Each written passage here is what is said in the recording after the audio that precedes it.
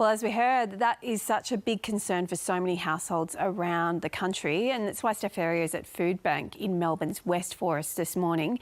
Steph, take us through some of the concerning findings of this report, but also the amazing work that charities are doing right now to support people.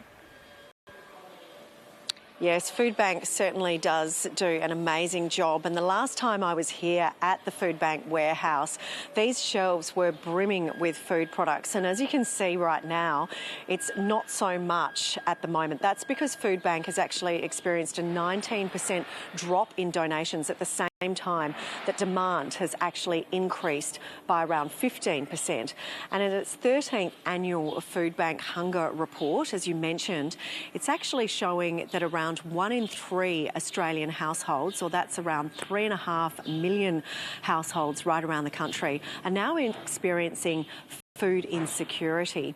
That figure rises to 1 in 2 households when you take into account people who rent, and almost around 2/3 of the households who have medical issues or disabilities, well, they are struggling with food insecurity, and 3/4 of those households, it's actually extreme food insecurity.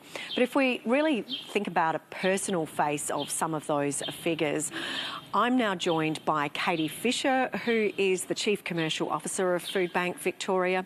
You are out and about on the front line. What are some of the stories that you're hearing from people who are really struggling to make ends meet? So we're seeing, mothers who are working full-time and dropping their kids off at daycare so that they can get breakfast, lunch and dinner at daycare because there's no food in their homes. And some of those stories must be absolutely heartbreaking when you hear them. Absolutely. It's really difficult to know that, we go out into community and we have food for most people, but we don't have food for everyone. And to see people that have come to get access to fresh produce and really basic things like rice and pasta, to see them walk away without having enough to fill their grocery bags is really difficult to watch. Do you see that this demand is going to increase as we get closer to Christmas? Christmas is a difficult time in terms of bills. You want to make Christmas special, you want to buy presents for your friends and families, and so an unexpected bill on top of that will mean that Christmas lunch isn't on the table this year. Tell us a little bit about what Foodbank is hoping for from the federal government when it comes to tax incentives for donations. I think, as you mentioned, donated food into Foodbank is decreasing, and we've never seen such low volumes. What we're hoping for is looking at things that can impact at a systems level. So really looking at how do we incentivise manufacturers and wholesalers to bring the extra food that they have into the system without it costing them extra money to do so. And when you're talking about wholesalers, you're also talking about the farms and farmers, because we often hear that they just can't, it's not worth their while to even take some of these products out of the farm gate. Well, we know that there's 50,000 tonne of fresh produce that's grown and ready to eat but never leaves the farm each year in Australia.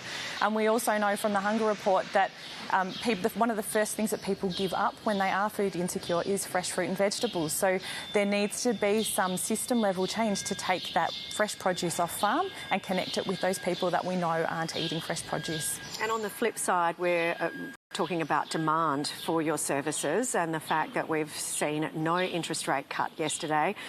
1 in 5, according to your report, I think, of those households that are experiencing hardship and experiencing food insecurity are people who are on $91,000 per year. It's really widespread, isn't it? It's hard to believe because when you look at those sorts of numbers, that's people in your street, that's people who own their own home with a mortgage or people who are renting in your suburb. And I think it's really confronting when you look at a country like Australia that we know that there's so many people that aren't able to eat predictably, that they don't know where their next meal is going to come from, and it's hard to sit knowing that we might have a lovely dinner tonight, but the house next door might actually not. It is a really sobering thought. Thank you so much for your time, Katie Fisher. And Foodbank is also calling on additional support from the federal government to actually be able to help them, because they point out that we're coming into disaster season, of course, as well, and so that demand might